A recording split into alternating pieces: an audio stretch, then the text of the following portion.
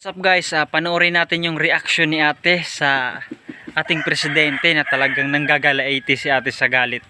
Kayo nang bahala humusga at mag-comment kayo sa baba kung ano yung masasabi nyo. Let's go!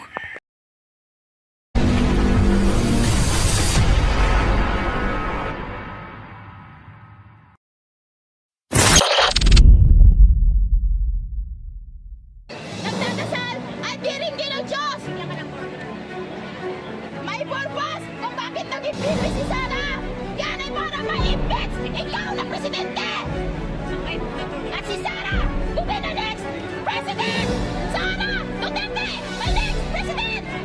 Nanahimik kami, pero yung pinagtakad niyo ang buhay ni Sara na contempt pa sa dadali sa orisyon si Atty. Lopez. Sa tingin niya, hindi kami magagalit. Mga demonyo kayo! Nakakatulong kayo na ma-invest sa mga kasalanan niyo! Paano kayo nakakatulong? Demonyo kayo! Sanay na yan, ate! Sanay na! Sanay na kayo matulong na ma-invest? Oo, sanay na yan! Sana mangungukit kayo! Gagawin natin kung ano yung gagawin natin na paglaban ng karapatan natin! Ipaglaban ang ating katotohanan! Ang katarungan! Huwag tayo maging tamad! Gawin natin kung anong nararapat! Sama-sama! Kayo mga FBI! Sabihin niyo si Sara! Sige, gawin niyo yan! Pero, much is given! Much is required! Sino ano man ang ginagawa niya sa kapwa niyo! Lahat yan ay babalik sa inyo! Ang ginawa niyo kay Sara at kay Atty. Lopez! Babalik sa inyo mga kwatkop kayo!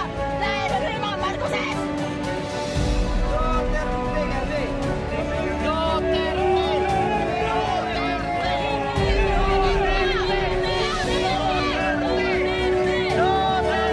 Sara Duterte for next president!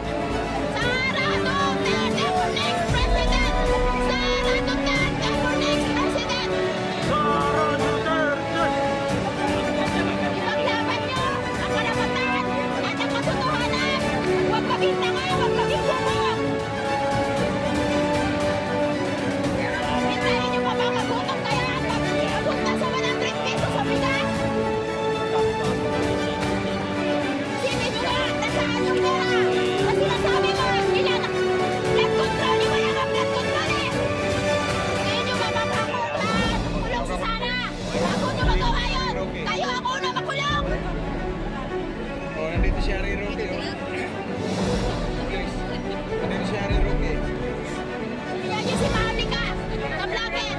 Si Marlica Marcos yan. Oh, si Marlica, alam niyo na bangag ang ating presidente. Hindi yun lang, patay. Ayusin ko. Ayusin ko. At maraming tinatago si Ate.